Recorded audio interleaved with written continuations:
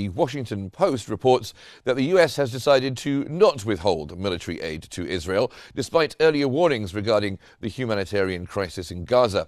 The Biden administration set a 30-day deadline for Israel to improve aid access.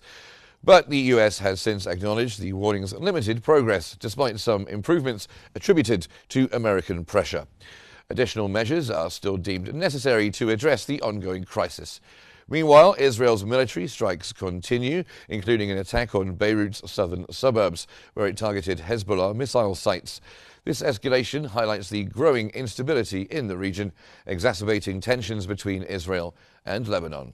The war has claimed thousands of lives, with over 43,500 deaths reported in Gaza and more than 3,000 in Lebanon. Despite efforts to negotiate peace, the situation remains dire, with both regional and international actors scrambling for solutions.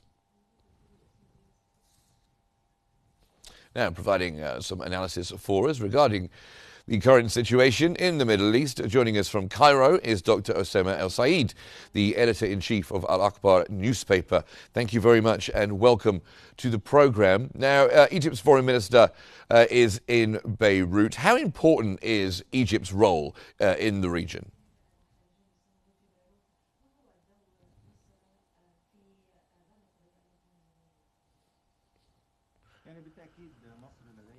In fact, Egypt has a lot of roles to play when it comes to fostering and supporting the sovereignty of the Lebanese state as it confronts the Israeli aggression. In fact, Lebanon is a very important and pivotal country in the Middle East. There are a lot of strong relations between Egypt and Lebanon, and this visit from the end of the Minister of Foreign Affairs of Egypt to Beirut, this is in fact a culmination of these relations. There is in fact an aerial bridge that has been sustained between Cairo and Beirut ever since the blast of the Beirut port.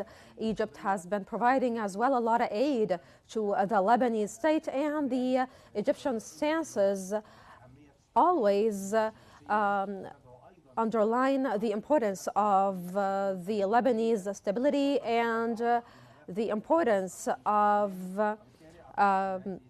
not interfering in the Lebanese internal affairs. And I think that this message, in fact, conveys a lot of pivotal messages from Egypt.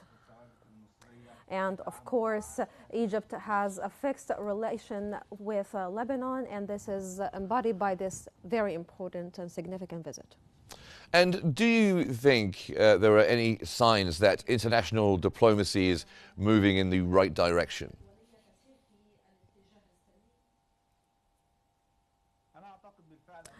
I think that international diplomacy is caught in a predicament right now, specifically that relates to the confronting of the Israeli escalations in Gaza or in Lebanon. First of all, there isn't an adequate international will, political will, to pressurize Netanyahu to stop the war.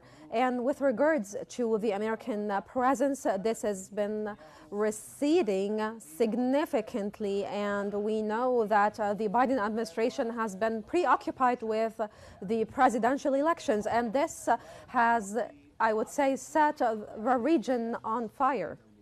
And in fact, there isn't a lot of efficacy relative to international organizations, but these challenges are very important to overcome. We have to find different solutions other than military solutions in order to overcome these conflicts and challenges. There has to be a lot of political will and political instruments and solutions operationalized by international organizations in order to bring forth innovative political solutions that can eradicate this conflict. But until now, this political will is nearly non-existent, or I would say limited. And so there is a pressing need for more pressure to be imposed on Israel in order for it to succumb to international efforts carried out by Egypt or by the states or any other party of the international community.